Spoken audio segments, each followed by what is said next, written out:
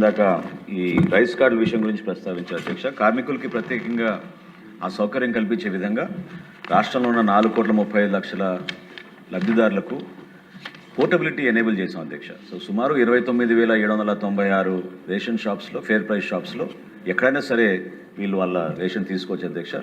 Rice సరుకులతో పాటు ఇతర సరుకులు కూడా తీసుకోవచ్చు. గౌరవ సభ్యులకి ఎటువంటి సమాచారం ఉంటే తప్పకుండా అందించండి, దానిపైన తప్పకుండా మేము చర్యలు తీసుకుంటాం. Okay sir, thank you. ఒక విషయం అండి, అనుబంధ ప్రశ్నలు మంత్రి గారి జవాబు కంటే ఎక్కువ ఉన్నాయండి, లాంగ్గా. అంటే కొంచెం ప్రశ్న వాటికి అడిగే వరకు టైం కట్ చేసుకుంటే ఇప్పుడు ఆల్రెడీ 2 క్వశ్చన్లు అయ్యాయి, 26 minutes అయింది. నేను కూడా రన్ చేయాలి కదా, ప్లీజ్ కోఆపరేట్ చేయండి. నెక్స్ట్ క్వశ్చన్ అండి, 1210 ఎడ్యుకేషన్ మినిస్టర్ గారు. అధ్యక్ష, మొదటి ప్రశ్నకి సమాధానం, కేజీబీవీ పాఠశాలలు ప్రత్యేక యాక్ట్ కింద నియమిస్తాం కాదండి. అది కేవలం ఒక scheme. Government of India July 2004లో ప్రారంభిస్తాం జరిగింది. రెండో ప్రశ్నకి సమాధానం, అనుబంధం 1లో పొందుపరచడం జరిగింది. మూడో ప్రశ్నకి సమాధానం లేదండి. నాలుగో ప్రశ్నకి సమాధానం అవునండి. 352 కేజీబీవీలు ఆంధ్ర రాష్ట్రంలో ఉన్నాయి. ఐదో ప్రశ్నకి సమాధానం వివరాలు అనుబంధం 2లో పెడతాం జరిగింది. ఆరో ప్రశ్నకి సమాధానం అనుబంధం 3లో పెడతాం జరిగింది. రవికుమార్.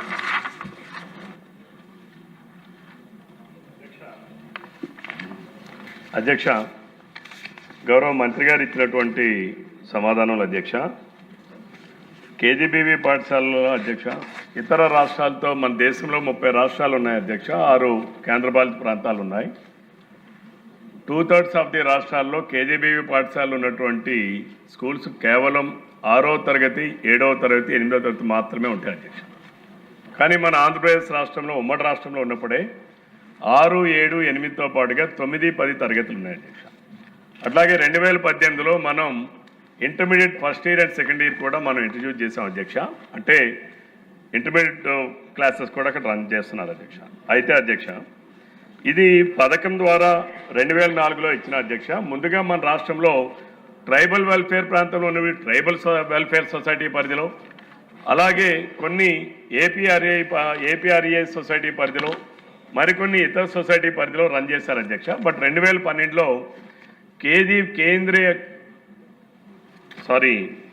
కేజీబీవీ సొసైటీ అనేది ఏర్పాటు చేసి అధ్యక్ష, 2012లో సొసైటీని ఏర్పాటు చేసి తద్వారా రిక్రూట్మెంట్ చేశారు అధ్యక్ష. వారిని అందరినీ కూడా ప్రిన్సిపాల్స్ ఒకరు, అట్లానే రిమైనింగ్ స్టాఫ్ అందరినీ కూడా సిఆర్టీలు, పీజీటీలని అపాయింట్ చేశారు అధ్యక్ష. ఇక్కడ నేను గౌరవ మంత్రి గారికి అడిగేది ఏంటంటే అధ్యక్ష, ఇతర రాష్ట్రాల్లో ఉన్నటువంటిది కేవలం 6, 7, 8 తరగతులు మాత్రమే. మన ఆంధ్రప్రదేశ్ రాష్ట్రంలో 6 నుంచి ఇంటర్మీడియట్ వరకు ఉంది అధ్యక్ష. అక్కడ నియమించినటువంటి ప్రిన్సిపాల్ మీరు కాంట్రాక్ట్ బేస్లో నియమించారు అధ్యక్ష. ఎర్లియర్ స్పెషల్ ఆఫీసర్ అని నామకరణం ఉండేది అధ్యక్ష, తర్వాత మీరు ప్రిన్సిపాల్గా మార్చారు అధ్యక్ష. కానీ దే ఆర్ నాట్ గెజిటెడ్ అధ్యక్ష. ఈరోజు చాలామంది తల్లిదండ్రులు, విద్యార్థులకు ఉన్నటువంటి ఆందోళన ఏంటంటే అధ్యక్ష, కేజీబీవీ పాఠశాలలో చదువుకున్నటువంటి విద్యార్థులకి మీరు జారీ చేసినటువంటి మెమోస్ ఏవైతే ఉంటున్నాయో అవి వ్యాలిడ్ అవుతాయా లేదనేటటువంటి సందేహము ఉంది అధ్యక్ష. ఇది ఒక్కొక్కసారి కేంద్ర ప్రభుత్వం ఉద్యోగాలకు వెళ్ళేటప్పుడు అవి చాలా వరకు అభ్యంతరాలు కూడా వస్తున్నాయి అధ్యక్ష. అంటే రెగ్యులర్ ప్రిన్సిపాల్స్ని వేయాలి అధ్యక్ష.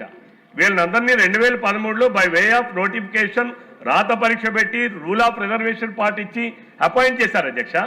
కాబట్టి ఆ ప్రిన్సిపాల్స్ని రెగ్యులర్ చేయాల్సినటువంటి అవసరం ఉంది అని చెప్పి తమ ద్వారా గౌరవ మంత్రి గారి దృష్టి తీసుకొస్తున్నారు అధ్యక్ష. ఇదో పాయింట్ అధ్యక్ష. రెండవది అధ్యక్ష, ఎంటీఎస్ అమలు చేస్తామని చెప్పి జీవోఎంఎస్ నెంబర్ 12, జీవోఎంఎస్ నెంబర్ 24, అలాగే వైసీపీ ప్రభుత్వంలో జీవోఎంఎస్ నెంబర్ 5, జీవోఎంఎస్ నెంబర్ 40, 2018-19లో జీవోఎంఎస్ నెంబర్ 12 అండ్ 24 ఇచ్చాము అధ్యక్ష. బట్ ఇంతవరకు కూడా మనం ఎంటీఎస్ అమలు చేయలేదు అధ్యక్ష. మన ఈవెన్ హైకోర్టులో కూడా అధ్యక్ష అమలు చేస్తామని మనం ప్రభుత్వం అక్కడ హామీ ఇచ్చి ఇంతవరకు కూడా అమలు చేయలేదు అధ్యక్ష. దయచేసి మీ తమ ద్వారా గౌరవ మంత్రి గారికి ఎంటీఎస్ మనం ఎప్పటిలోగా అమలు చేయబోతున్నారు ప్రభుత్వం అనేది తెలియపరచాలి అధ్యక్ష. రెండవది అధ్యక్ష, మూడో పాయింట్ అధ్యక్ష, నేను అడిగేదే నేను అదే సీనియర్ మెంబర్ సారీ, నేను 1 minute మాట్లాడాను అధ్యక్ష, ఇంకో 1 minute. అట్లానే అధ్యక్ష, అంటే డిస్పారిటీస్ చెప్తున్నారు అధ్యక్ష. ఇదే ఇంటర్మీడియట్ ఉన్నటువంటి సొసైటీస్ లో ఉన్నటువంటి ఉద్యోగస్తులకి 50,000 నుంచి 80,000 జీతాలు ఉన్నాయి అధ్యక్ష.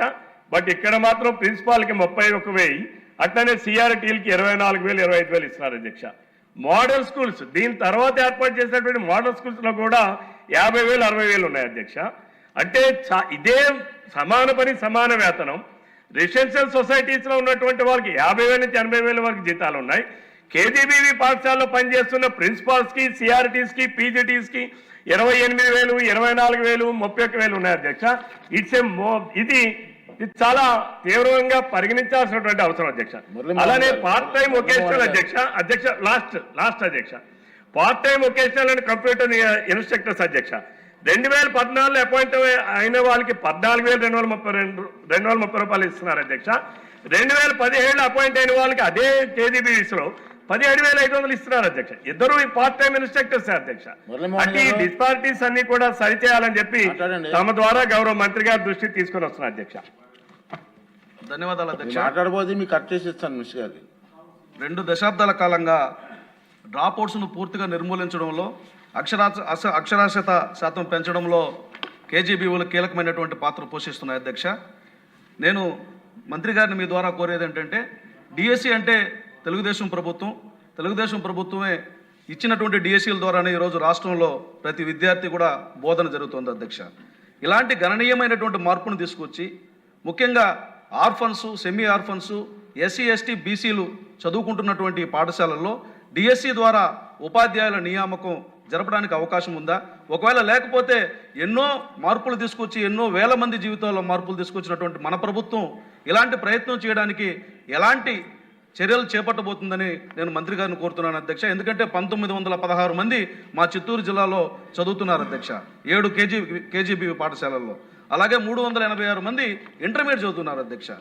ఇందాక కోన రవికుమార్ గారు చెప్పినట్టుగా 8వ తరగతి వరకు మాత్రమే పరిమితమైనటువంటి ఈ వ్యవస్థను ఇంటర్మీడియట్ దాకా తీసుకొచ్చినటువంటి ఈ ప్రభుత్వం అనేక చర్యలు తీసుకునింది అధ్యక్ష.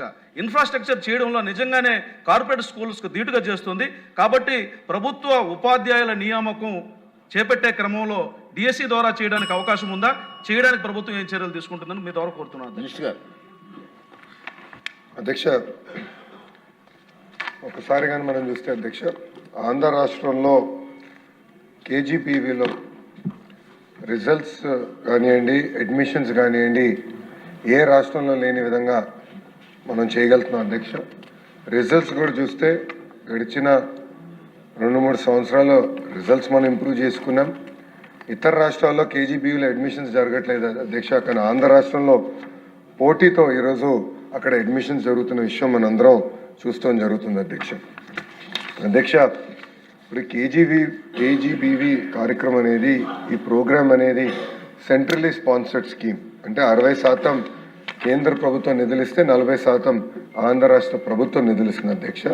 సో మనం ఒక నిర్ణయం తీసుకోవాలన్నా, జీతాలు పెంచాలన్నా కేంద్ర ప్రభుత్వం ఇచ్చే బడ్జెట్ కూడా పెంచాల్సిన అవసరం ఉంది. ఇంత ముందలే అంటే 3 రోజుల క్రితమే ఇలాంటి ప్రశ్న వచ్చినప్పుడు నేను చాలా స్పష్టంగా చెప్పాను. కేంద్ర ప్రభుత్వంతో మేము సంప్రదింపులు చేస్తున్నాం. మాకు అవుట్లే పెంచమని నేను ఆల్రెడీ వాళ్ళని కోరటం కూడా జరిగింది. దానికి అనుకూలంగా మంత్రి గారు కూడా స్పందించారు అధ్యక్ష. గతంలో అన్నట్టు ఇప్పుడు ఎంటీఎస్ అనేది పెద్దలందరూ కోరారు. దానికి కేంద్ర ప్రభుత్వం కూడా ఒప్పుకోవాల్సిన అవసరం ఉంది. సుమారుగా 11,000 మంది ఈ వ్యవస్థలో పనిచేస్తాం జరుగుతుంది అధ్యక్ష. ఇది 11,000 మందికి సంబంధించిన విషయం. ఇది ఒకరికో ఒక 500 మందికి సంబంధించిన విషయం కాదు. సో ఆర్థికంగా మన కేంద్ర ప్రభుత్వంతో సంప్రదింపులు చేసిన తర్వాత, వాళ్ళు ఒప్పుకున్న తర్వాతనే మనం ఇది అమలు చేయగలుగుతున్నాం. ఈ మ్యాటర్ ఆల్రెడీ హైకోర్టులో సబ్జుడిస్ అధ్యక్ష, హైకోర్టులో ఈ పిటిషన్ కూడా ఇప్పుడు వాళ్ళు